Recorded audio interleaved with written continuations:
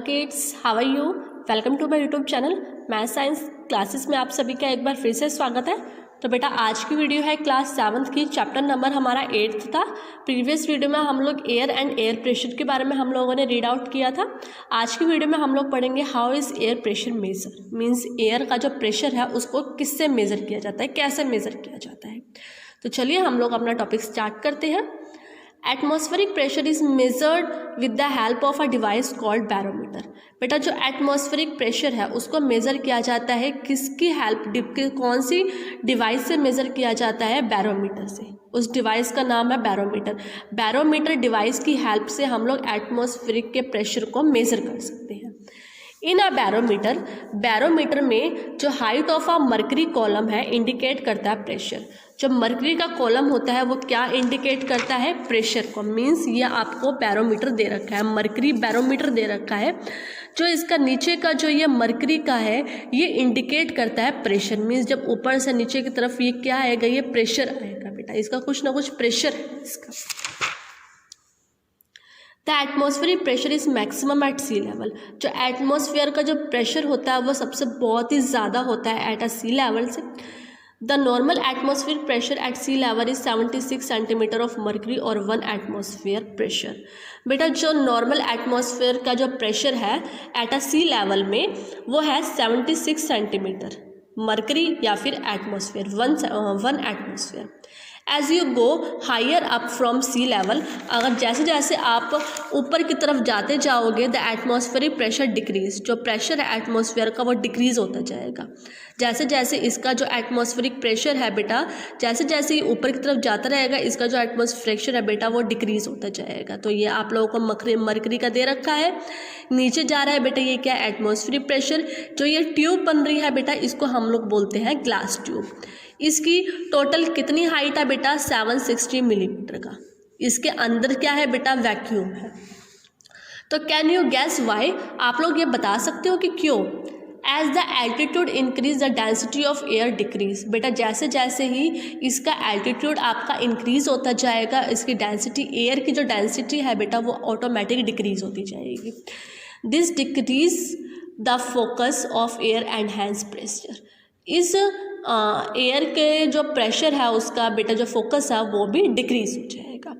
तो ये था बेटा हम लोगों का कि हम लोग एटमॉस्फेरिक प्रेशर को कैसे मेज़र करते हैं। नेक्स्ट आता है how does pressure affect air. जो प्रेशर है वो एयर पे कैसे अफेक्ट करता है। Air moves from a region of higher pressure to lower pressure. What do you think is the reason of this? बेटा जो एयर है वो कभी कभी तो उसका प्रेशर इतना तेज हो जाता है, कभी कभी उसका प्रेशर इतना धीरे हो जाता है। क्या आप लोग बता सकते हैं इसके पीछे क्या रीज़न है? High pressure means the density of air is high. This means air particle are closely packed. बेटा जब प्रेशर एयर का हाई होता है इसका मतलब यह है कि भी एयर की जो डेंसिटी है वो बहुत ज़्यादा हाई है।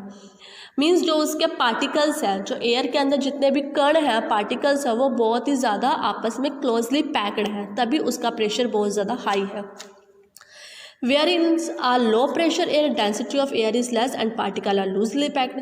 और उसी के द्वारा दूसरी जगह देखा जाता है कि अगर प्रेशर एयर का लो है तो इसका मतलब क्या है कि उसकी डेंसिटी लो है और जो उसके पार्टिकल्स हैं वो लूजली पैक्ड हैं, एक दूसरे से बहुत ज़्यादा दूर है। As a result, the particle tend to move from closely packed state to loosely packed, so that they have more space to move. इसका मतलब ये है बेटा कि अगर वो closely packed होते हैं तो उनके अंदर जो मूव करने का जो स्पेस है वो बहुत कम हो जाता है। वो ज़्यादा हो जाता है अगर वो लूजली पैक्ड है। तो अगर वो क्लोजली है तो उनके अंदर का जो स्पेस है वो रहेगा ही नहीं। वो इस वजह से उनका जो प्रेशर है वो हाई रहता है एंड लो रहता है। This movement of air cause winds and other weather changes, जिसकी वजह से जो एयर है वो वाइंड में भी कन्वर्ट हो जाता है एंड अदर चेंजेस में भी कन्वर्ट हो जाता है। अब नीचे आपको इमेजेस दे रखी है। Gas particle tend to take up more spaces. जो गैस पार्टिकल्स हैं इसके अंदर, एयर के अंदर जो गैस पार्टिकल्स हैं वो उनके अंदर का जो स्पेस है बेटा वो काफ़ी ज़्यादा है। पार्टिकल्स है जो एयर्स के, उनका जो स्पेस है इसमें तो बहुत ही क्या कहते हैं क्लोज है, एंड इसमें क्या है लूजली पैक्ड है। तो इसमें के तो ये है कि बेटा कि ये हायर से लोअर में जा सकते हैं, इसमें भी हायर से लोअर में जा सकते हैं अगर इनका क्लोजली है। अगर ये बहुत ही क्लोज पैक्ड है तो इनका प्रेशर हायर होगा, अगर ये लूजली पैक्ड है तो इनका प्रेशर लो होगा। What is wind? वाइंड क्या होता है? When air moves from one area to another, it is called wind. Means जब हवा एक जगह से दूसरी जगह पे जाती है तो उसको हम लोग क्या बोलते हैं बेटा? Wind. The speed of wind varies from 5 to 10 kilometre per hour of normal breeze to 250 to 500 kilometre per hour of huge storm like tornado. Means जो स्पीड है बेटा वाइंड की, नॉर्मल स्पीड है बेटा वो 5 से लेकर 10 किलोमीटर पर हावर की है।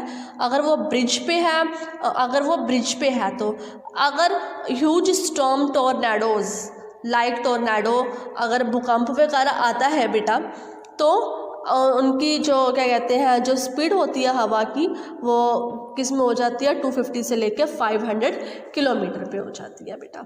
तो ये था वाइंड। फिर wind blow all across the earth in different direction. जो वाइंड है बेटा वो अर्थ पे डिफरेंट डायरेक्शन में चलती रहती है। The speed and direction of wind depend upon the latitude, rotation of earth, height and temperature.